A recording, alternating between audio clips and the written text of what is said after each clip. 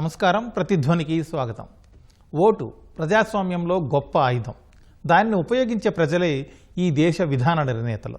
అదే ప్రజాస్వామ్య స్ఫూర్తి, గణతంత్ర ఆత్మ. రాజ్యాంగం ఇచ్చిన సార్వజనీన ఓటు హక్కు అందుకు తొలిమెట్టు. 7.5 దశాబ్దాల గణతంత్ర భారతంలోనూ ఓటర్ల జాబితాల గందరగోళాలు తీరడం లేదు. ఓటు హక్కుకి అర్హులెవరు, అనర్హులెవరు, లోపాల పుట్టగా మారిన ఓటర్ల జాబితాల ప్రక్షాళన, ఎన్నికల సంస్కరణలో ఇంకా మీనమేచాలే. ఈ నేపథ్యంలోనే బీహార్లో ఎన్నికల సంఘం చేపట్టిన ఓటర్ జాబితా ప్రక్షాళనలో బంగ్లాదేశ్, నేపాల్, మయన్మార్ దేశస్తుల పేర్లు బయటపడ్డం దుమారం రేపింది. వివాదం సుప్రీంకోర్టు తలుపు తట్టే వరకు వెళ్ళింది. ఇప్పుడు దేశమంతా ఈ ప్రక్రియ అమలు చేస్తామంటోంది నిర్వాచన్ సదన్. ఈ ఓటు జాబితాల ప్రక్షాళనతో పాటు ఎన్నికల సంస్కరణలో ఇకనైనా పడాల్సిన ముందడుగులేంటి? ఇదే అంశంపై ఈరోజు ప్రతిధ్వని చర్చ చేపట్టింది. మన చర్చలో పాల్గొంటున్న వాళ్ళు కె రవికుమార్ గారు, ఎన్నికల పరిశీలకులు, అలాగే జస్టిస్ చంద్రకుమార్ గారు, హైకోర్టు విశ్రాంత న్యాయమూర్తి. ముందుగా రవికుమార్ గారు, ఇప్పుడు రాజ్యాంగం కావచ్చు, రాజ్యాంగ నిర్మాతలు కోరుకున్న ఒక పరిణితి చెందిన ప్రజాస్వామ్య భారతానికి తొలిమెట్టు ఏంటంటే సార్వజనీన ఓటు హక్కు. కానీ ఇప్పటి పరిణామాలు చూస్తుంటే ఆ స్ఫూర్తి చాటుతున్నట్లుగా ఉందా? గుడ్ ఈవినింగ్ ఆల్ అండి. ఖచ్చితంగా లేదనే చెప్పాలి. ఎందుకంటే రాజులు, రాజ్యాలు ఇవన్నీ ఉండొచ్చేమో కానీ but end of the day institutions అనేవి ఇమ్మోర్టల్ అని చెప్పి మనం అనుకుంటాం. సో ఇక్కడ ఎవరైతే వ్యక్తులు ఆయా ఇన్స్టిట్యూషన్ సీట్స్లో కూర్చుంటున్నారో వ్యక్తులుగా చూడకూడదు. ఆ ఇన్స్టిట్యూషన్ని గౌరవాన్ని ప్రతిబింబించేలాగా, ఎక్కువగా పనిచేసేలాగా టిఎన్ శేషన్ గారి టైంలో ఏ విధంగా అయితే ఎలక్షన్ కమిషన్ ఆఫ్ ఇండియాకి ఎనార్మస్ రెప్యుటేషన్ అయితే వచ్చిందో అక్రాస్ ద వరల్డ్, సో ఆ విధంగా పనిచేసే వ్యక్తులు ఆ విధంగా ఐ మీన్ టు సే ఏంటంటే ఒక మంచి దృక్పథంతో నేను ఈ సీట్లో కూర్చున్నాను, ఈ సీటు గౌరవాన్ని పెంపొందించాలి అనే ఆలోచనతో పనిచేస్తే ఖచ్చితంగా ఆ వ్యక్తి తను అనుకునే లక్ష్యాలను నెరవేర్చే అవకాశం ఉంటుందండి. కానీ గత 15-20 ఏళ్ళ నుండి మనం భారతదేశంలో ఈ ఎలక్షన్ కమిషనర్ల నియామకం కానీ లేకపోతే వాళ్ళు తీసుకుంటున్న వివాదాస్పద నిర్ణయాలు కానీ ఇవన్నీ చూస్తూ ఉంటే ఖచ్చితంగా ఆ వ్యవస్థలో లోపాలు అనేవి మనకు స్పష్టంగా కనిపిస్తూ ఉన్నాయి. ఇది నిజంగా రాజ్యాంగ పరిధికి లోపడలేదు, రాజ్యాంగాన్ని అనుసరించి వాళ్ళ నియామకాలు జరగట్లేదు. ఏ పార్టీ అధికారంలో ఉంటే ఆ పార్టీ తాళ్ళు ఆల్టరేషన్ చేసుకోవడానికి, ఎలక్షన్స్ ప్రక్రియని వాళ్ళకు అనుగుణంగా మార్చుకోవడానికి ఈ ఎలక్షన్ కమిషనర్స్ని వాడుకుంటున్నదన్న ప్రచారం అనేది చాలా విధంగా ప్రజల్లో కూడా ఒక అనుమానాలు రేకెత్తించేలా ఉంది. దానికి కారణాలు కూడా ఇక్కడున్న పెద్దలకు తెలుసు, చంద్రకుమార్ గారికి తెలుసు, నాకు కొలీగ్ కూడా తెలుసు. ఎందుకంటే మన తెలంగాణలో లాస్ట్ ఎలక్షన్స్ చూసేటప్పుడు కూడా ఎలక్షన్ డేటా మిస్ మ్యాచెస్ చూసాం. మొన్న మహారాష్ట్ర ఎలక్షన్స్కి వచ్చేటప్పుడు కూడా చూసాం. ఈసీ ప్రకటించిన డేటాకి తర్వాత వచ్చిన డేటాకి కూడా వేరియేషన్స్ అనేవి ఉన్నాయి.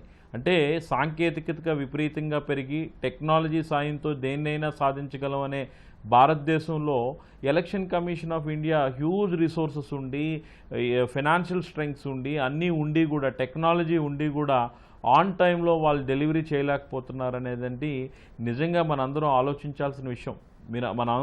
మనందరికీ తెలిసిన అంశాలే. కానీ మళ్ళీ మనం ఎందుకు ఇన్నిసార్లు చెప్పుకోవాల్సి వస్తుంది అని అంటే ప్రజాస్వామ్యంలో పౌరుడి తాలూకు ప్రాథమిక హక్కు ఓటు.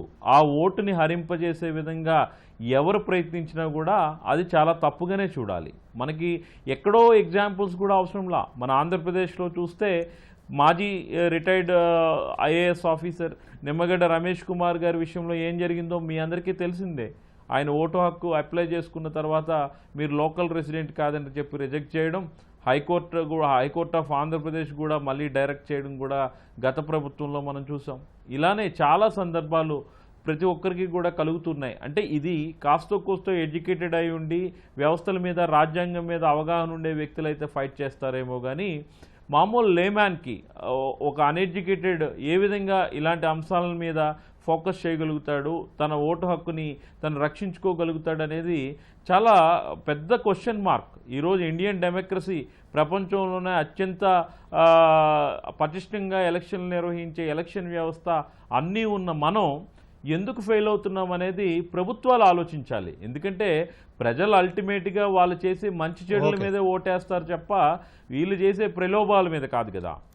ఓకే చంద్రకుమార్ గారు, ఇప్పుడు బీహార్ నుంచి మొదలుపెట్టి అన్ని రాష్ట్రాల్లో కూడా సమగ్ర ఓటర్ జాబితా సవరణ చేపడతామని కేంద్ర ఎన్నికల సంఘం చెబుతోంది. ఈ నిర్ణయం పైన మీ అభిప్రాయం ఏంటి సార్? ఒకటేంటంటే సవరణ చేయడం అనేటటువంటిది అవసరమేనండి. ఎందుకంటే చాలా చోట్లలో ఇటు గ్రామాల్లో ఓటు ఉంటుంది, మళ్ళీ సిటీలో కూడా ఓటు ఉన్నటువంటి మనం అనేక అలాంటి ఉంటారు. కాబట్టి రివిజన్ చేయడం అనేది కరెక్టే. కానీ నిజమైనటువంటి ఓటర్లు మిస్ కాకుండా చూసుకోవాల్సినటువంటి బాధ్యత కూడా ఎలక్షన్ కమిషన్ మీద, అధికారుల మీద ఉంటుంది అన్నట్లు. ఇప్పుడు ఎందుకంటే మన చాలా గ్రామీణ ప్రాంతం నుంచి వచ్చినటువంటి వాళ్ళు ఉంటారు. ఇప్పుడు ఎంతమందికి తమ యొక్క తండ్రి బర్త్ సర్టిఫికేట్ తీసుకురావచ్చు, ఎంతమంది తమ తల్లి యొక్క బర్త్ సర్టిఫికేట్ తీసుకొని రావచ్చు. మరి ఇదివరకు మనం ఓటర్లను చేర్పించేటటువంటి సమయంలో అది చేర్పించింది ప్రభుత్వాధికారులే కదా. ప్రభుత్వాధికారులు ఇంటింటికి తిరిగి వెరిఫికేషన్ చేసి వాళ్ళ ఇంటి నెంబర్ రాసుకొని తర్వాత ఇంట్లో ఎవరెవరు ఉంటారనే విషయాలు రాసుకొని ఆ విధంగానే ఓటర్ లిస్టులు తయారు చేయబడతాయి. లేదా కొన్ని సందర్భాల్లో తమ పేర్లను ఓటర్ లిస్టులో చేర్చమని అప్లికేషన్ ఇస్తారు కొంతమంది. దాన్ని వెరిఫై చేసి ఓటర్ లిస్టులో చేర్చడం అనేది జరుగుతుంది అన్నట్లు. ఈ వెరిఫికేషన్ సందర్భంగా అంటే భౌతిక పరిస్థితులను అక్కడ ఉండేటటువంటి ఒక ప్రజలు ఎంత ఎడ్యుకేటెడ్ ఉన్నదో, ఎడ్యుకేటెడ్ లేడు, మరి వాళ్ళ దగ్గర అన్ని సర్టిఫికేట్స్ ఉన్నాయా లేవా అని చూసినప్పుడు ముఖ్యమైనటువంటి డాక్యుమెంట్స్ ఉంటే వాళ్ళు ఈ దేశ వాసులు అవునా కాదా, ఇక్కడి వాళ్ళు అవునా కాదా తెలిపేటటువంటి డాక్యుమెంట్స్ని వెరిఫై చేసి వాళ్ళని ఓటర్ లిస్టులో చేర్చుకోవడం సరైనటువంటి విధానంగా అవుతుంది అన్నట్లు. అలా కాకుండా మనం వాళ్ళని నాన్నగారి యొక్క బర్త్ సర్టిఫికేట్ తీసుకురావాలా, వాళ్ళ అమ్మ బర్త్ సర్టిఫికేట్ తీసుకోవాలా అని చెప్తే that appears to be impossible. కొంతమంది గ్రామీణ ప్రజలకు, పేద ప్రజలకు అవన్నీ డాక్యుమెంట్స్ ఇవ్వడం అనేది సరైన వాళ్ళకు చేతకాకపోవచ్చు. అందుకని చెప్పేసి ఈ ప్రక్రియ అనేటటువంటిది సరి అయినటువంటి పద్ధతిలో కనుక నిర్వహించినట్లయితే అందరి కాన్ఫిడెన్స్ తీసుకోవాల్సిన అవసరం ఉందండి. ఒక పని మనం చేసేటప్పుడు ఈ పని మేము సదుద్దేశంతో చేస్తున్నాము, ఒక మంచి ఉద్దేశంతో మేము ఈ పని చేస్తున్నాము.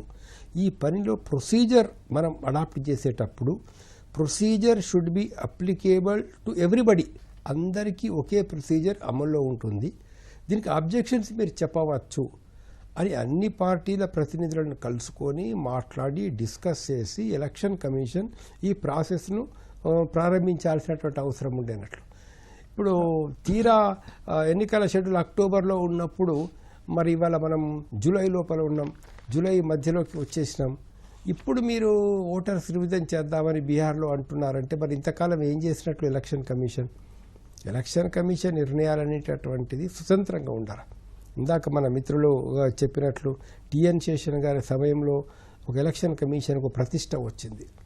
ఈరోజు ఎలక్షన్ కమిషనర్ నియమించేటటువంటి ప్రక్రియలో కూడా మరి ఇదివరకు చీఫ్ జస్టిస్ ఆఫ్ ఇండియా అందులో ఒకరు ఉండేవారు.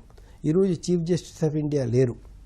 ఆయనను తీసేసి ప్రధానమంత్రి, అపోజిషన్ పార్టీ లీడర్, ప్రధానమంత్రి కోరుకున్నటువంటి ఒక క్యాబినెట్ మినిస్టర్, వీళ్ళు ముగ్గురు కలిసి ఎలక్షన్ కమిషన్ నియమిస్తారు. మరి ఇక్కడే ఒక పెద్ద పొరపాటు జరిగిపోయిందని మా భావన. కాబట్టి ఏంటంటే ప్రక్రియ అనేది మంచిదే, కానీ ప్రక్రియ వల్ల నిజమైన ఓటర్లకేమో నష్టం జరగకూడదు. తర్వాత ఈ ప్రాసెస్లో అంటే ప్రతిపక్ష పార్టీలను కూడా కాన్ఫిడెన్స్లోకి తీసుకొని ఇది ఒక సరైన ప్రొసీజర్ ప్రకారంగా మేము చేస్తున్నాము అనే అభిప్రాయాన్ని ప్రజలకు కల్పించాల్సినటువంటి బాధ్యత ఎలక్షన్ కమిషన్ మీద, కేంద్ర ప్రభుత్వం మీద కూడా ఉంటుందన్నట్లు. చంద్రకుమార్ గారు, ఇప్పుడు బీహార్లో చేపట్టినటువంటి ఈ ఎలక్షన్ ఓటర్ జాబితా ప్రక్షాళన ఏదైతే ఉందో ఈ ప్రాసెస్ చూస్తుంటే చాలా లోపాలు బయటపడుతున్నాయి. వేరే దేశాల వాళ్ళు కూడా ఓటర్లుగా నమోదై ఉన్నారు. అలాంటివన్నీ చూస్తుంటే ఏమనిపిస్తుంది మీకు? లోపం ఎక్కడ జరిగింది? దాన్ని సరిదిద్దడానికి ఎలక్షన్ కమిషన్కి ఇంతకాలం కూడా సరిపోలేదంటారు, ఇన్ని దశాబ్దాల కాలం కూడా?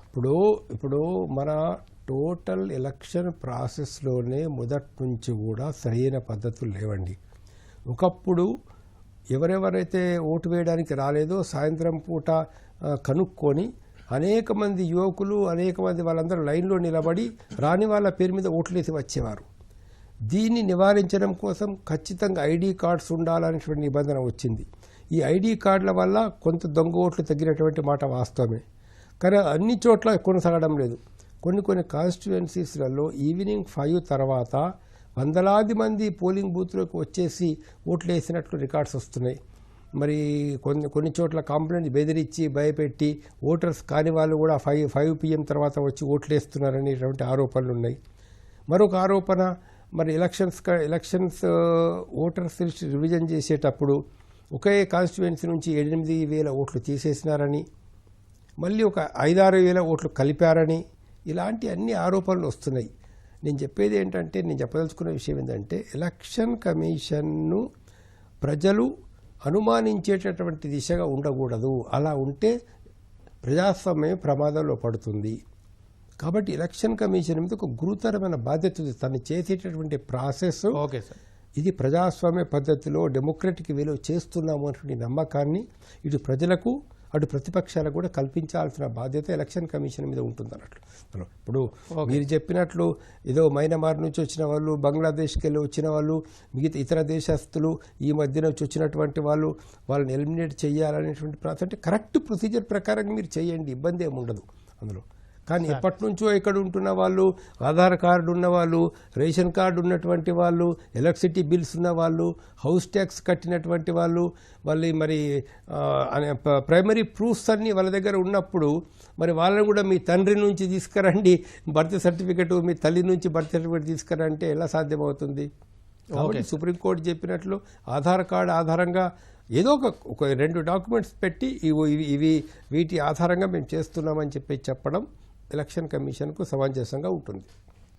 రవికుమార్ గారు, ఇప్పుడు ఓటర్ల జాబితాల లోపాలకు అసలు బాధ్యత ఎవరిది? రాష్ట్ర కేంద్ర ప్రభుత్వాలదా లేకపోతే ఎన్నికల సంఘానిదా?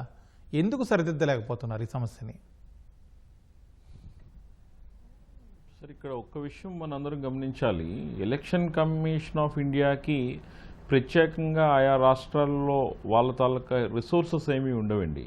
వాళ్ళు they have to depend on the local state governments ఫంక్షనరీస్తోనే వాళ్ళు పని చేయించుకోవాలి. ఇప్పుడు ఇందాక పెద్దలు మన చంద్రకుమార్ గారు చెప్పినట్టు ఆ ఓటర్ నమోదు ప్రక్రియ జరిగేటప్పుడు ఏ విధంగా అయితే ఒక ఎన్యూమరేటరు, ఒక బిఎల్ఓ వెళ్తాడో ఆ ప్రాసెస్లో ఏంటి వాళ్ళ తాలూకా డాక్యుమెంట్స్ కూడా వెరిఫై చేసి వాళ్ళని ఓటర్గా ఎన్లిస్ట్ చేస్తారు. చేసేటప్పుడు అపోజిషన్ పార్టీ వాళ్ళ వ్యక్తిని కూడా ఆ ఇన్ఫర్మేషన్ ఇస్తారు. పలానా వ్యక్తిని మేము యాడ్ చేస్తున్నాము, లేకపోతే డిలీట్ చేస్తున్నాము, మీకు ఏమైనా అభ్యంతరాలు ఉన్నాయా అని చెప్పే ప్రాసెస్ అనేది చాలా అద్భుతమైన ఎలక్షన్ సిస్టమేటిక్ ఎలక్షన్ మెకానిజం ఉన్న కంట్రీ అండి మంది.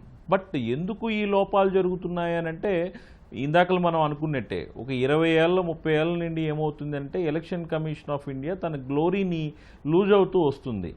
ఎందుకంటే తను ప్రతిష్టాత్మకంగా ఆ ఇన్స్టిట్యూషన్ తాలూకా గౌరవాన్ని పెంపొందించే ప్రక్రియలో ఏ వ్యక్తులు ఆ చైర్ను ఆక్యుపై చేస్తున్నారో వాళ్ళ తాలూకా శాంక్టిటీని కోల్పోతున్నారు. అంటే ఏదో ఒక పొలిటికల్ పార్టీ ఎజెండానో ఏదో ఒక పొలిటికల్ పార్టీకి అనుకూలంగానో ముందుకెళ్లే పరిస్థితి తీసుకొస్తుకుంటున్నారు. వాళ్ళ నియామకాలు కూడా ఏంటంటే చాలా సస్పెన్స్ క్రియేట్ చేస్తున్నాయి, ప్రజల్లోనే ఆశ్చర్యం క్రియేట్ చేస్తున్నాయి. మీరు అబ్జర్వ్ చేస్తే మనకి గత 2024 ఎలక్షన్స్ ముందు ఉన్న జ్ఞానేష్ కుమార్ కానీ సుఖ్బీర్ సింగ్ కానీ వీళ్ళిద్దరూ మోడీ గవర్నమెంట్లో ఇన్ఫ్రాస్ట్రక్చర్ పుష్ చేసిన వాళ్ళు, ఒకరేమో ఫైనాన్షియల్ సెక్రటరీగా ఫైనాన్షియల్ థింగ్స్ని సెట్ చేసిన వ్యక్తులు. ఇలాంటి వ్యక్తుల నియామకం కూడా ప్రజలందరినీ కూడా గందరగోళంలోకి నెట్టింది.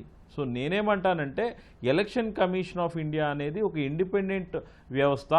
ఆ వ్యవస్థ దానికి తగ్గట్టుగా పనిచేయాలి. మనం ఏదైతే ఉందో జాన్ కెనడీ సిస్టమ్ అంటే చూస్తాం. మాగ్నా కార్ట్ అనేది ఒక ప్రిన్సిపల్.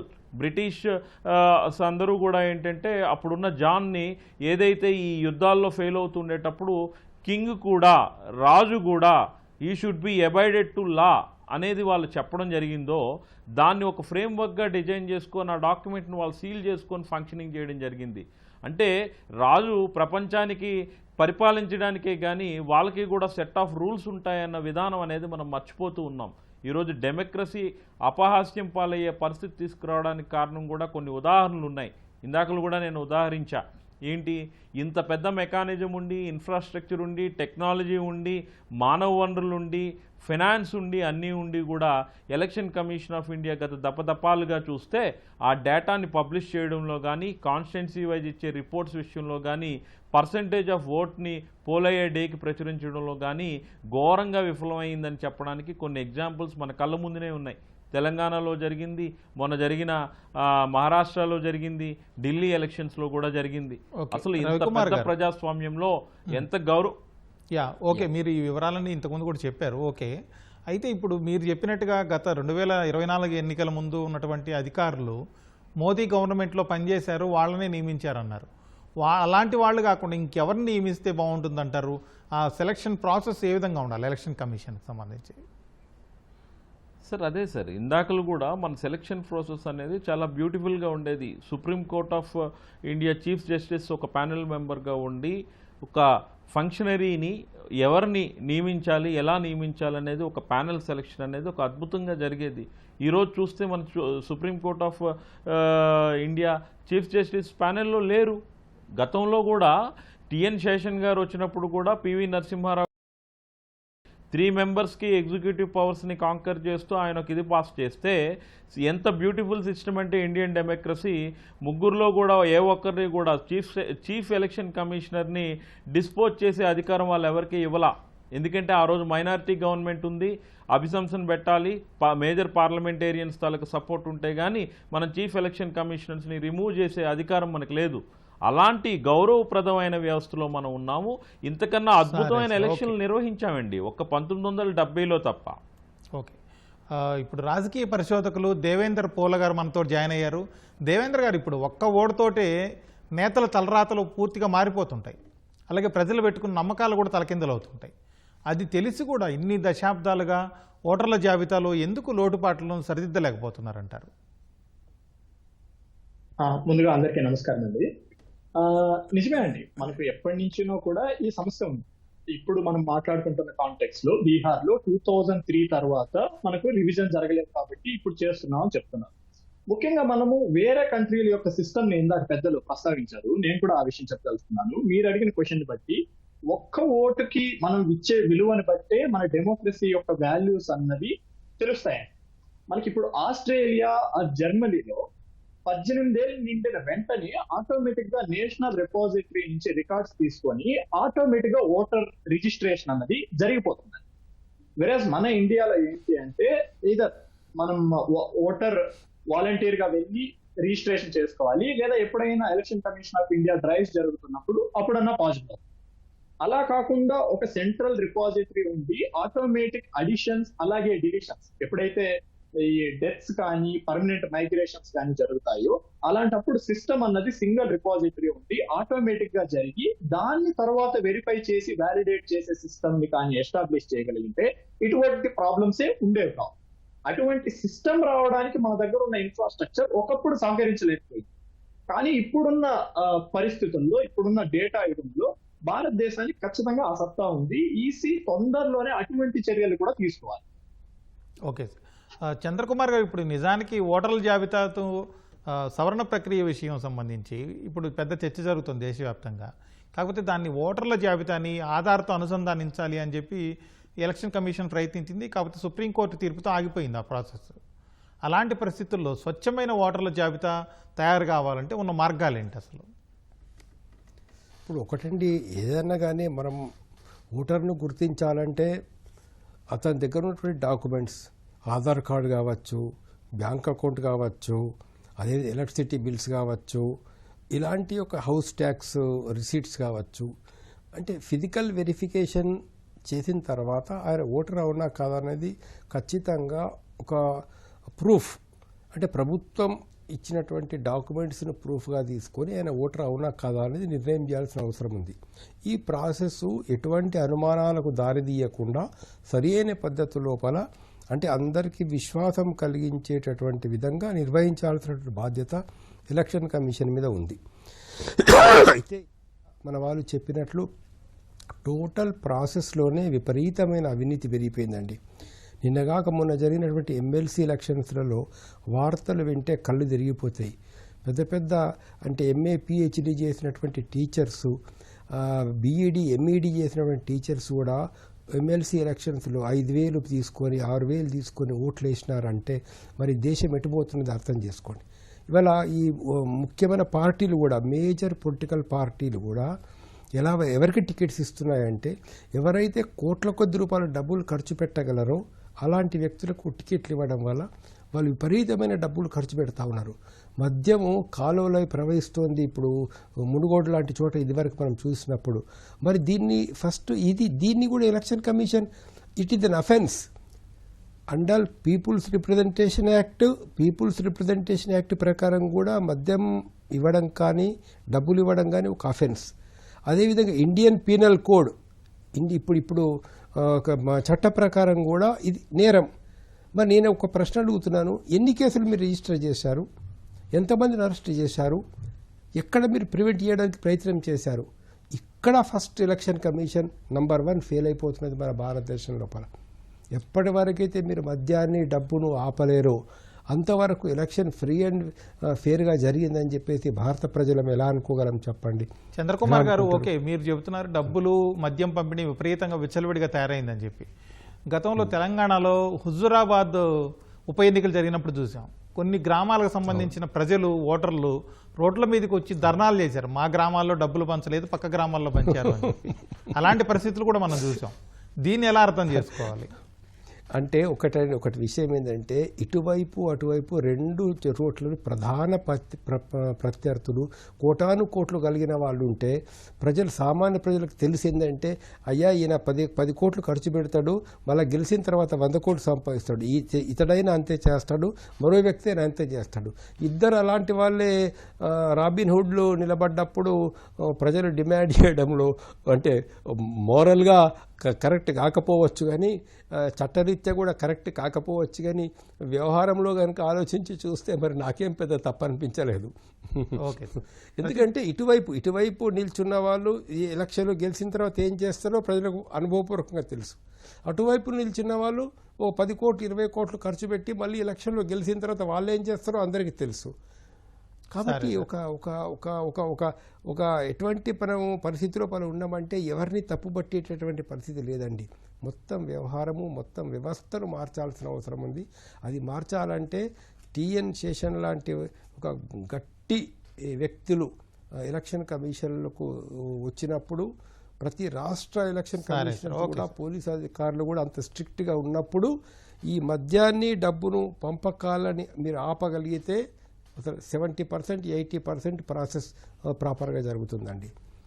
దేవేంద్ర గారు, ఇప్పుడు బీహార్లో ఎలక్షన్ కమిషన్ చేపట్టినటువంటి ఈ ఎస్ఐఆర్ ప్రత్యేక ఓటర్ల జాబితా సవరణ ఏదైతే ఉందో దాని ద్వారా ఎలాంటి లోపాలని గుర్తించింది ఎలక్షన్ కమిషన్? ఒకటండి, మనం ముందుగా మనకు ఎలక్షన్ కమిషన్ ఆఫ్ ఇండియాకి ఆర్టికల్ 324 పవర్స్ ఇస్తుంది ఎలక్షన్ రోల్స్ ని రివైజ్ చేయడానికి, ప్రిపేర్ చేయడానికి. అలాగే రిప్రజెంటేషన్ ఆఫ్ పీపుల్స్ యాక్ట్ లో సెక్షన్ 21 మనకి ఏం చెప్తుంది అంటే ఎలక్షన్ కమిషన్ ఆఫ్ ఇండియా ఎప్పుడైనా సరే ఎలక్షన్ రోల్స్ ని అంటే ఓటర్ లిస్ట్ ని ప్రిపేర్ చేయడానికైనా రివిజన్ చేయడానికైనా పూర్తి హక్కులని పవర్స్ ని ఇస్తుంది. మనకి రీసెంట్ గా ఇప్పుడు మనం తీసుకొని వచ్చిన ఈ ప్రత్యేక సవరణ ఏదైతే చెప్పుకుంటున్నామో అది 2003 తర్వాత ఇప్పుడు జరుగుతుంది బీహార్. మనకు ఎలక్షన్ కమిషన్ ఆఫ్ ఇండియా ఏం చెప్తుంది అంటే ఈ 20 ఏళ్లలో చాలా అడిషన్స్, డిలీషన్స్, ఎక్స్క్లూజన్స్, ఎర్రర్స్ ఉన్నాయి, వాటన్నింటినీ కూడా ఇప్పుడు మనం సవరిస్తున్నామని చెప్తుంది. దీనికి ఇచ్చిన టైం పీరియడ్ ఏంటి అంటే June 25 నుంచి July 25 వరకు మనకు టైం పీరియడ్ ఇవ్వడం జరిగింది. కానీ మామూలుగా జరిగే రివిజన్స్ కి ఈ రివిజన్స్ కి తేడా ఏంటి అంటే మామూలు రివిజన్స్ లో కేవలం వెరిఫికేషన్ జరుగుతుంది. ఎవరైతే కొత్తగా రిజిస్టర్ చేసుకోవాలనుకుంటారో వాళ్ళకి వెరిఫికేషన్ చేసుకునే ఛాన్స్ ఉంటుంది.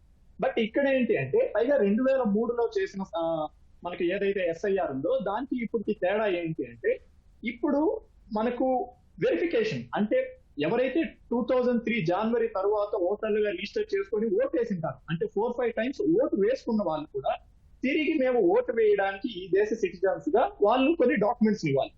ఆ డాక్యుమెంట్స్ ని ఈసీ 11 డాక్యుమెంట్స్ ని ఇచ్చింది. అందులో ఆధార్ ని, రేషన్ కార్డ్ ని ఎక్స్క్లూడ్ చేసింది. తర్వాత సుప్రీం కోర్ట్ ఆఫ్ ఇండియా దాన్ని ఇంక్లూడ్ చేయమని డైరెక్షన్స్ ఇచ్చింది. కానీ ప్రస్తుతం యాజ్ ఆఫ్ టుడే చూసుకుంటే మనం ఈ రోజు July 15 చూసుకుంటే 83.66% మంది ఈ డాక్యుమెంట్స్ ని సబ్మిట్ చేశారు. ఏదో ఒక డాక్యుమెంట్ ని ప్రూఫ్ గా మేము ఈ దేశంలో ఓటు వేయడానికి మాకు హక్కు ఉంది అని చెప్పి 83.66% ఇప్పటికి సబ్మిట్ చేశారు. దాంతో పాటు 1.59 lakh మెంబర్స్ చనిపోయిన విధంగాను, 2.2 lakh మెంబర్స్ పర్మనెంట్ గా షిఫ్ట్ అయిపోయిన విధంగాను, అలాగే most importantly 0.73% of population 2 times లేదా అంతకంటే ఎక్కువ ఓటర్స్ గా వివిధ ప్రదేశాల్లో రిజిస్టర్ చేసుకున్నట్లు ఈసీ మనకు చెప్తుంది. కానీ ఇక్కడ అన్నిటికన్నా ఇంపార్టెంట్ ఇష్యూ ఏంటి అంటే మనకి కేవలం 10 days మాత్రమే ఈ లిస్ట్ లో ఇప్పుడు ఎన్యూమరేషన్ డాక్యుమెంట్ సబ్మిట్ చేయడానికి టైం ఉంది.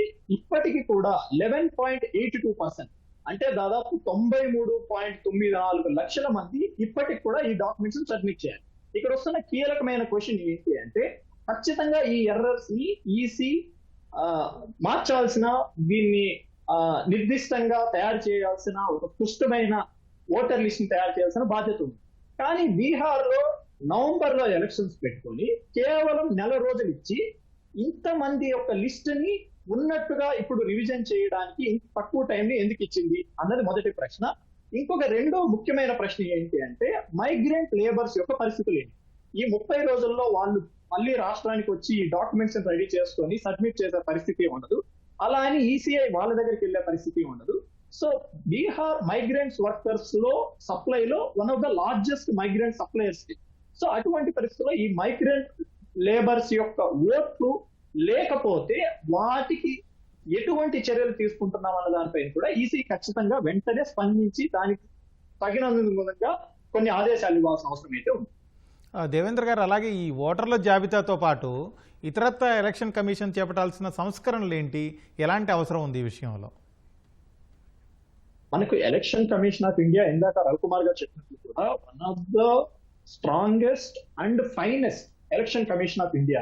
అందుకనే India stood for test of time అంటే 75 సంవత్సరాల తరువాత కూడా కేవలం ఒక్క ఎమర్జెన్సీ పీరియడ్ మినహాయిస్తే ప్రతిసారి కూడా ఎలక్షన్ల ద్వారా డెమోక్రసీని ప్రతి 5 ఏళ్లకోసారి పునరావృతం చేసి డెమోక్రసీ ప్రజాస్వామ్య దేశంగా 75 సంవత్సరాలు దృఢంగా నిలబడిన దేశం మనం. సో ఇప్పుడు ఎలక్షన్ కమిషన్ ఆఫ్ ఇండియాని కొత్తగా ఏమి రిఫార్మ్ చేయాల్సిన అవసరం లేదు. కానీ ఇప్పుడు మారుతున్న పరిస్థితుల అనుగుణంగా ఇందాక చెప్తున్నట్లు ఆటోమేటిక్ గా ఒక సెంట్రల్ డేటా రిపోజిటరీని తయారు చేసి వాటిని ఉపయోగించుకొని, అలాగే టెక్నాలజీని ఉపయోగించుకొని ఇటువంటి ఎర్రర్స్ తగ్గించడం మొదటిది. రెండవది, మీరు ఓవరాల్ గా అన్నారు కాబట్టి ఎలక్షన్ కమిషన్ ఆఫ్ ఇండియా యొక్క అటానమీని ఏమాత్రం కాంప్రమైజ్ చేసే చర్యలు ఏవైనా కూడా దానిని వెంటనే తుడిచిపెట్టాలి. Supreme court of India judgment ఇచ్చినప్పటికీ కూడా ఏదైతే ఎలక్షన్ కమిషనర్స్ ని సెలెక్ట్ చేయాల్సిన కమిటీలో జ్యుడిషియల్ మెంబర్స్ ని పెట్టాలని చెప్పినా కూడా ఎగ్జిక్యూటివ్ ఏదైతే మన గవర్నమెంట్ ఉందో అది కేవలం ఎగ్జిక్యూటివ్ మెంబర్స్ పరిమితి చేయడం, అలాగే వాళ్ళ టెన్యూర్ ని, శాలరీలని ఎగ్జిక్యూటివ్ యొక్క పరిధిలోకి తీసుకోవడం, ఇటువంటి చర్యలని కేవలం సివిల్ సొసైటీనే కాదు ప్రజలు కూడా ప్రశ్నించాల్సిన పరిస్థితులు వస్తున్నాయి. ఎందుకంటే ఏ రోజైతే ఫ్రీ అండ్ ఫెయిర్ ఎలక్షన్స్ అనే ఒక్క విషయానికి అఘాతం కలుగుతుందో ఈ భారతదేశం యొక్క ప్రజాస్వామ్య కోటలు గీతలు వాడే పరిస్థితులు ఏర్పడతాయి. కాబట్టి మనం కొత్తగా రిఫార్మ్స్ చేయాల్సిన పరిస్థితులు ఏం లేదు. మనం ఆల్రెడీ ఏదైతే బలంగా చెప్పుకుంటున్నామో ఆ ఎలక్షన్ కమిషన్ ఆఫ్ ఇండియా యొక్క అటానమీని కాపాడగలిగితే మిగిలిన రిఫార్మ్స్ అన్ని ఆటోమేటిక్ గా వస్తాయన్నది నా నమ్మకం. రవికుమార్ గారు, ఇప్పుడు ఓటర్ జాబితాలో సవరణల్ని అందరూ కోరుకుంటూనే ఉన్నారు. కాకపోతే అది ప్రభుత్వాల చేతుల్లో ఆయుధం కాకూడదు అనే వినతులు, సూచనలు చాలామంది నుంచి వస్తున్నాయి. ఇట్లాంటి పరిస్థితుల్లో ఈసీ ఏం చేస్తే ఈ భరోసా నింపగలుగుతుంది ప్రజల్లో కావచ్చు, మేధావుల్లో కావచ్చు, సమాజంలో కావచ్చు? ఖచ్చితంగా అండి, ఇందాకలు కూడా అదే కదా ప్రస్తావించాం మనం. ఎలక్షన్ కమిషన్ ఆఫ్ ఇండియాకి సెపరేట్ నోడల్ పాయింట్స్ ఏమి ఉండవు ఇక్కడ. అంటే ఎగ్జిక్యూటివ్ ఫంక్షనరీస్ ఏమి ఉండదు. ఆయా రాష్ట్రాల్లో ఉన్న రాష్ట్ర ప్రభుత్వాలే. హలో సార్ చెప్పండి రవికుమార్ గారు, కంటిన్యూ. రవికుమార్ గారు వినబడుతుంది, చెప్పండి. ఎలక్షన్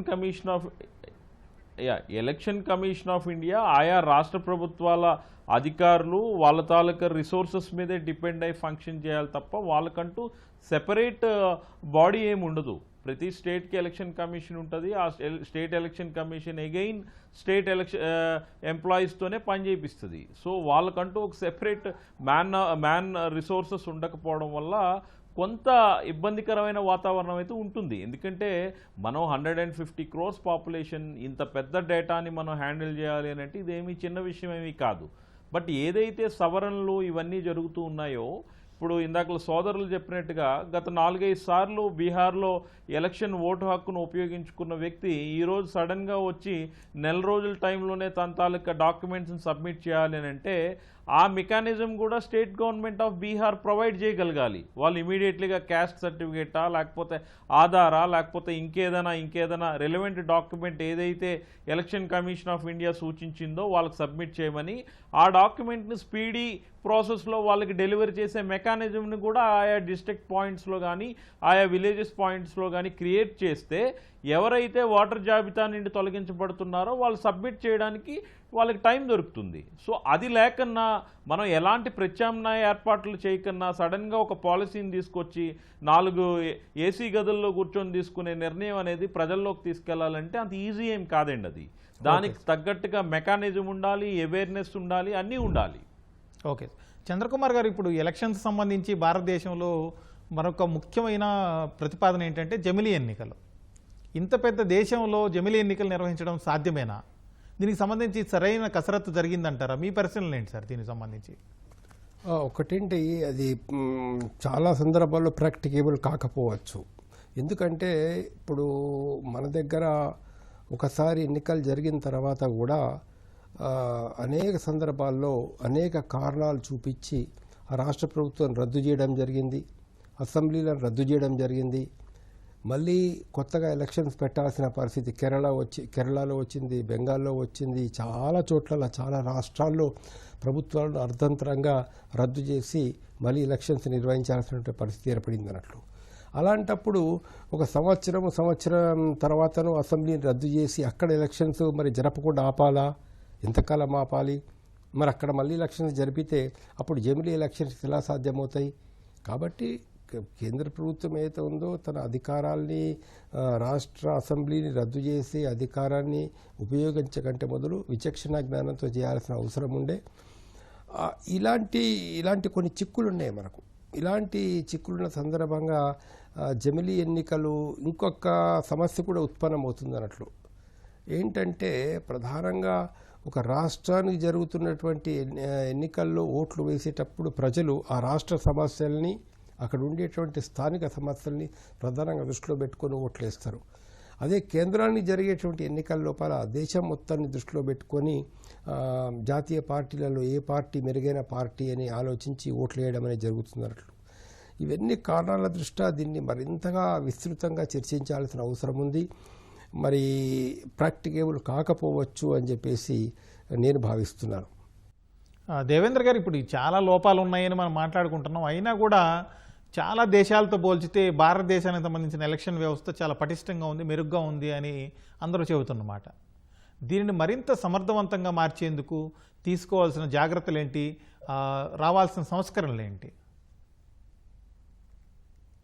ఒకటైతే నిజమండి, ఎలక్షన్ కమిషన్ ఆఫ్ ఇండియా మనకు స్ట్రాంగ్ గా లేకపోతే ఇండియా అన్నది డెమోక్రటిక్ గా ఇంతకాలం కొనసాగడానికి ఛాన్సెస్ చాలా తక్కువ ఉంటుంది. కానీ ఇందాక మనం చెప్పుకున్నట్లు యుఎస్ఏ కానీ లేదా కెనడాలో కానీ ఓటింగ్ అన్నది పూర్తిగా వాలంటరీ, రిజిస్ట్రేషన్ అన్నది కూడా పూర్తిగా వాలంటరీ. ఆన్లైన్ లోకి వెళ్ళి సిటిజన్స్ రిజిస్టర్ చేసుకోవాల్సిన పద్ధతి. వెరస్ మనకి జర్మనీ, ఆస్ట్రేలియా లాంటి కంట్రీలో, ఎస్పెషల్లీ ఆస్ట్రేలియాలో ఓటింగ్ అన్నది కంపల్సరీ. అండ్ దాంతో పాటు ఓటింగ్ రిజిస్ట్రేషన్ అన్నది ఆటోమేటిక్ గా జరిగిపోతుంది.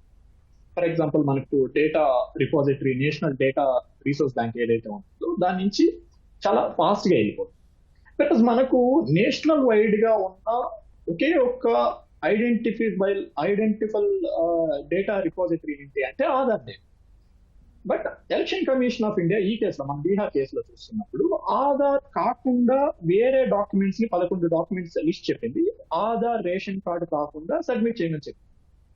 కానీ మనము మామూలు నార్మల్ సిచ్యువేషన్స్ లో ఇప్పుడు మనకు ఎలక్టోరల్ రూల్స్ 1960 కింద ఫార్మ్ 6 అని ఉంటుంది.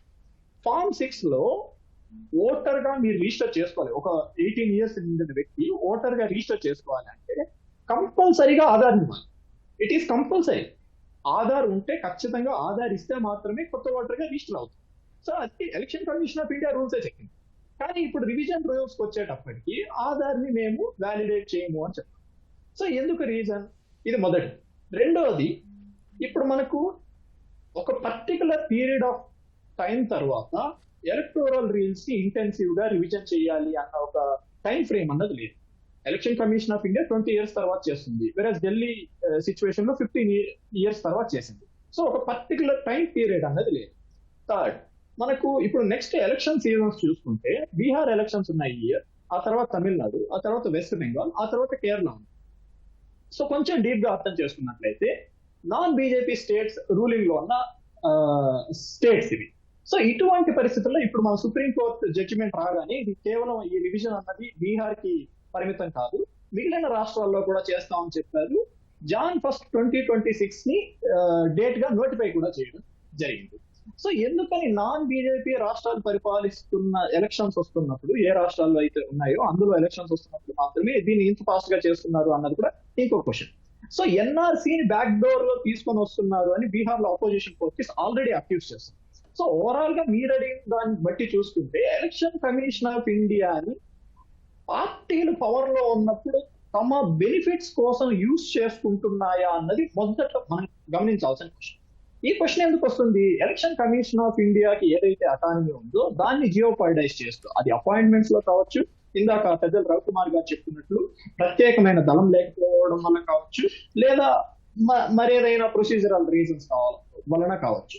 సో ఓవరాల్ గా చూసుకున్నప్పుడు మిగిలిన కంట్రీస్ తో పోల్చినప్పుడు మన election commission of India better గా ఇంత లార్జ్ డేటాను, ఇన్ని వేరియేషన్స్ ఉన్న ఎలక్షన్ ఫేజెస్ ను సక్సెస్ఫుల్ గా కండక్ట్ చేయగలుగుతుంది.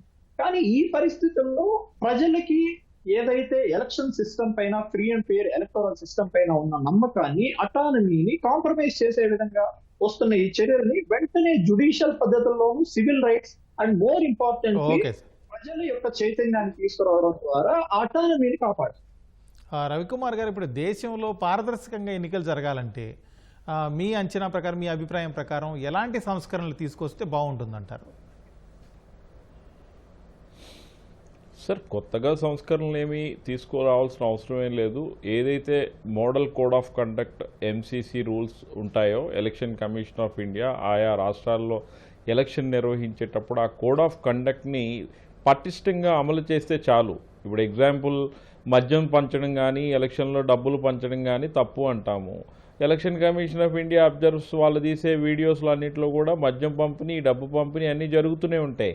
కానీ చర్యలేవి, అటు డబ్బు తీసుకునే ఓటర్ మీద చర్య ఉండాలి, పంచే నాయకుడి మీద చర్య ఉంటేనే రేపు ప్రజల్లో ఒక భయం అనేది కలుగుతుంది. అవును, మనం చేస్తున్న తప్పు అని. లేదు, ఇదేదో ప్రతి సంవత్సరం వచ్చే అమ్మవారి పండుగ జాతరలాగా మనకు వాళ్ళు 5 ఏళ్ళకి ఒకసారి వస్తారు, ఇస్తారు కదా అని చెప్పి మనం కూడా కాంప్రమైజ్ అయితే ఈ సిస్టమ్ ఫెయిల్యూర్కే దారితీస్తుంది. So election commission of India తన విధి విధానాలు తనకి స్పష్టంగా తెలుసు కాబట్టి ఆ విధి విధానాలని ఏ విధంగా రూపొందించాలి, మారిన పరిస్థితుల్లో, మారిన సమీకరణాల్లో భాగంగా ఇంకాస్త టెక్నాలజీని ఉపయోగించుకొని ఎలాంటి రిఫార్మ్స్ తీసుకుంటే మంచి రిజల్ట్స్ని మనం ఇవ్వగలం అనే దాని మీద ప్రయత్నం చేస్తే ఖచ్చితంగా సత్ఫలితాలను సాధిస్తుంది. లేదంటే ఏమవుతుందంటే, గత 15-20 ఏళ్ళ నుండి మనం చూస్తూనే ఉన్నాం, దేశంలో ఏ రాజకీయ పార్టీ ఓడిపోయినా ఈవీఎంల మీద ఒక నెపం నెట్టేయడం, ఈవీఎంల్లో ఏదో ప్రాబ్లం ఉంది అందువల్లనే వాళ్ళు గెలిచారు, వీళ్ళు గెలిచారనే మాటే తప్ప తమ విధానాలు, తమ పాలసీ నిర్ణయాలు వల్ల ప్రజలు మనకి వ్యతిరేకంగా ఓటేశారన్న పరిస్థితి అయితే ఈ రోజుకి కూడా మనం వినలా. మీకు ఒక ఎగ్జాంపుల్ చెప్తా. 2004లో మన ఈవీఎంస్ ద్వారా ఎలక్షన్స్ జరిగిన తర్వాత కాంగ్రెస్ పార్టీ అధికారంలోకి వచ్చిన తర్వాత ఒక రిప్రజెంటేషన్ గ్రూప్ ఎల్కే అద్వానీ గారిని వెళ్ళి కలిసింది. సార్, ఈవీఎంల్లో సమస్యలు ఏమైనా ఉన్నట్టుగా మనకు అనిపిస్తుంది, అందువల్లనే మనం ఓడిపోయామంటే ఆ పెద్ద ఆయన అద్వానీ గారు ఒక మాట అన్నారంట, అరే భారతదేశ చరిత్ర, భారతదేశ ఎలక్షన్ కమిషన్కి కానీ, భారతదేశ ప్రజాస్వామ్యం కానీ ప్రపంచ దేశాల్లో చాలా మంచి పేరుంది, మన పరువును మనమే బయట తీసుకుంటామా అని చెప్పి అన్న ఒక గొప్ప స్టేట్మెంట్ అద్వానీ గారి దగ్గర నుండి విన్న రోజులు కూడా ఉన్నాయి. అలాంటి పరిణితి ఏమైనా మన రాజకీయ నాయకుల్లో ఉందా అనంటే ఈరోజు అలాంటి పరిణితి చెందిన రాజకీయ నాయకులు లేరు, అంత పరిణితి చెందిన ఓటర్లు కూడా లేకపోవడం అనేది మన ప్రజాస్వామ్యం తాలూకా దౌర్భాగ్యంగా చెప్పొచ్చు. సో రిఫార్మ్స్ అంటారా, ఇంక రిఫార్మ్స్ మనం చెప్పినట్టే. మద్యం తాగడం హానికరం అంటాము, మద్యం డబ్బుల మీదే ప్రభుత్వాలు నడిపే పరిస్థితి. అలానే ఎలక్షన్ కమిషన్ ఆఫ్ ఇండియా తన మోడల్ కోడ్ ఆఫ్ కండక్ట్ని ఎందుకు పటిష్టంగా అమలు పరచలేకపోతుంది అనే దాని మీద తను ఆత్మవిమర్శ చేసుకోవాలి. ఫస్ట్ ఆఫ్ ఆల్ అంతేగాని ఏదో ఎలక్షన్లో టైంలోనే హడావిడి చేయడం, తర్వాత ఇది జరగడం. ఓకే ఇప్పుడు ఇంత పెద్ద చర్చ జరుగుతున్న ఈ సవరణ కార్యక్రమం మీద ఎలక్షన్ కమిషన్ ఆఫ్ ఇండియా ఒక సంవత్సరం ముందే నిర్ణయం తీసుకుంటే బాగుండేది అనేది నా అభిప్రాయం. చంద్రకుమార్ గారు, ఇప్పుడు ప్రస్తుతం ఉన్న ఎన్నికల సంఘం కూర్పు, నియామకం, అలాగే ఎన్నికలు నిర్వహించే విధానం, వీటన్నింటిలో ఎలాంటి మార్పులు వస్తే బాగుంటుందని మీ అభిప్రాయం సార్? ఒకటండి, గతంలో ఎట్లయితే చీఫ్ జస్టిస్ ఆఫ్ ఇండియా కూడా వన్ ఆఫ్ ద మెంబర్గా ఉండెను ప్యానెల్లో, అంటే ఎలక్షన్ కమిషనర్స్ నియమించే ప్యానెల్లో ప్రధానమంత్రి గారు, supreme court chief justice, opposition party leader ఉండేవారు. ఆ విధానాన్ని కొనసాగించడం అనేది అన్ని రకాల శ్రేయస్కరం. అది ప్రజలకు కూడా ఉన్నటువంటి అనుమానాలను పోగొడుతుంది. రెండో విషయం అయితే ఉందో, హోల్ ఎలక్షన్ ప్రాసెస్ను మనం వీడియో తీసిన తర్వాత ఆ వీడియోలను అడిగినటువంటి వాళ్ళకు ఇవ్వాల్సినటువంటి బాధ్యత కూడా ఎలక్షన్ కమిషన్ మీద ఉంటుంది. మూడోది, అన్నిటికంటే ముఖ్యమైన విషయం ఏదైతుందో, పోలైన ఓట్లెన్ని, కౌంటింగ్ అవుతున్న ఓట్లెన్ని, పోలైన ఓట్ల శాతము ఎందుకు మారుతున్నది. మొట్టమొదటి ఎలక్షన్ కమిషన్ ఒకటి చెప్పడము, మళ్ళీ ఒక 2-3 రోజుల తర్వాత మరొక ఫిగర్స్ రావడము, ఇలాంటి దానికి ఎలక్షన్ కమిషన్ ఆస్కారం ఇవ్వకూడదండి. ఇంత ఎలక్ట్రానిక్, ఇప్పుడు ఇంత టెక్నాలజీ డెవలప్ అయింది, ఎక్కడి నుంచైనా నీకు ఇమ్మీడియట్గా క్షణాల మీద ఇన్ఫర్మేషన్ వస్తుంది. ప్రతి పోలింగ్ బూత్ నుంచి నీకు క్షణాల మీద ఇన్ఫర్మేషన్ వస్తుంది. టోటల్ ఓట్లు పోయినవి ఎన్ని అని చెప్పడానికి రాత్రి 10 అయినా పర్వాలేదండి, 9 అయినా పర్వాలేదు, కానీ మీరు కరెక్ట్ ఫిగర్ ఒకసారి చెప్పిన తర్వాత దాన్ని మార్చుకోవడం అనేటటువంటిది ఇది ప్రజలకు అనుమానాలను రేకెత్తిస్తుంది. కాబట్టి బాధ్యత ఇవాళ కేంద్ర ప్రభుత్వం మీద ఉన్న బాధ్యత ఏంటంటే ఎలక్షన్ కమిషనర్ నియమించేటటువంటి ప్రాసెస్లో పాత పద్ధతిని కొనసాగించడం శ్రేయస్కరము. అది అటు ప్రభుత్వానికి మంచి పేరు తీసుకొస్తుంది, ఎలక్షన్ కమిషన్ మీద ఉన్నటువంటి అనుమానాలను కూడా పోగొడుతుంది. రెండో ప్రాసెస్తో ఇందాక రవికుమార్ గారు మిగతా పెద్దలు చెప్పినట్లు, ఏదైతే కోడ్ ఉందో ఆ కోడ్ను ఖచ్చితంగా అమలు చేసేటటువంటి టిఎన్ శేషన్ లాంటి ఖచ్చితమైనటువంటి ఒక ఎలక్షన్ కమిషనర్స్ అవసరము. మూడోది ఏదైతే ఉందో, నీకు ఎన్ని ఓట్లు పోయినాయి, ఎన్ని ఓట్లు కౌంట్ అయినాయి, ఇక్కడ వీటికి ఎక్కడ కూడా అంటే కాంట్రడిక్షన్, అంటే డిఫరెన్సెస్, భేదం అనేది రాకూడదండి. అట్లా వచ్చినప్పుడు ఏమైపోతుందో, ప్రజలకు ఈ ప్రజాస్వామ్యం మీద విశ్వాసం అనేది పోయేటువంటి ప్రమాదం ఉంది. మన దేశం గొప్ప ప్రజాస్వామిక దేశం. ఎన్నో సంవత్సరాల నుంచి ఎలక్షన్స్ బాగా నడుపుకుంటున్నాం మనము. ఇంత గ్రేట్ నేషన్లో ఇంత గురుతరమైనటువంటి బాధ్యతను ఎన్నికల కమిషన్ నిర్వహిస్తున్నది. ఇంత పెద్ద దేశంలో, ఇంత జనాభా కలిగిన దేశంలో ఇవన్నీ చేయడం కొంత ప్రాసెస్ కఠినమైనప్పటికీ కూడా మనకు where there is will there is వే. ఇవాళ ఇంకా మరింత దాన్ని పరిపుష్టంగా చేసి ఏ అనుమానానికి తావు లేకుండా చేయాల్సిన అవసరం ఉంది.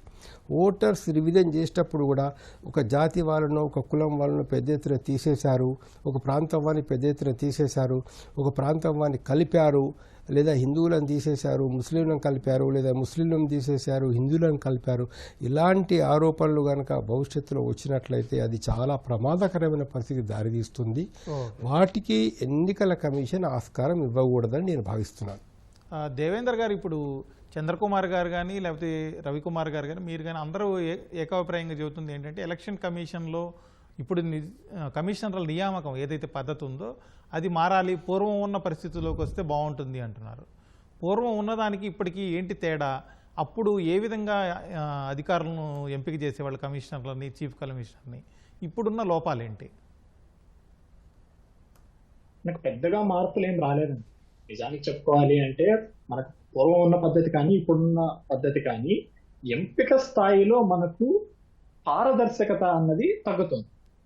దాంతో పాటు ఎగ్జిక్యూటివ్ యొక్క డామినెన్స్ అన్నది పెరుగుతోంది. మనకు ఎప్పుడైతే ఈ సపరేషన్ ఆఫ్ పవర్స్ అలాగే ఇన్స్టిట్యూషన్స్ యొక్క అటానమీ అన్నది కంటిన్యూ అవుతుందో అప్పుడు మాత్రమే ఇన్స్టిట్యూషన్స్ అన్నవి ఫ్రీగా వర్క్ చేసుకోగలరు. ఫర్ ఎగ్జాంపుల్ మనకి ఎంసీసీ ఉంది, దానికి ఇప్పటికి కూడా లెజిస్లేటివ్ బ్యాకప్ లేదు. అలాగే మీరు అడిగినట్లు అపాయింట్మెంట్స్ లో అన్నవి ఇప్పటి వరకు కూడా వాళ్ళ శాలరీస్ కానీ, రిమూవల్ కానీ, టర్మ్స్ ఆఫ్ కండిషన్స్ కానీ మనకు ఎగ్జిక్యూటివ్స్ యొక్క చేతుల్లో ఉండేవి కావు. కానీ ఇప్పుడు ఏంటి, అది పూర్తిగా వాళ్ళ చేతుల్లోకి వెళ్ళిపోయిన తర్వాత, అలాగే మనకు ఏదైతే సుప్రీంకోర్ట్ ఆఫ్ ఇండియా సజెస్ట్ చేసిందో జ్యుడిషియల్ మెంబర్స్ ని కూడా అపాయింట్మెంట్ ప్రాసెస్ లో ఇన్వాల్వ్ చేసి ఉంటే ప్రజలకి నమ్మకం కలగడంతో పాటు పారదర్శకత పెరిగేది. ఎందుకు అంటే highest trusted body in India survey చేస్తే తెలిసింది మన జ్యుడిషియల్. సో ఓవరాల్ గా చూసినప్పుడు ఈ ట్రాన్స్పరెన్సీ అన్నది తగ్గడం అన్నది ఇష్యూ, స్ట్రక్చరల్ గా పెద్ద చేంజెస్ అవుతాయి. సరే దేవేంద్ర గారు కంక్లూడ్ చేద్దాం. ఓకే సార్, ఇది వాళ్ళ ప్రతిధ్వని. నమస్కారం.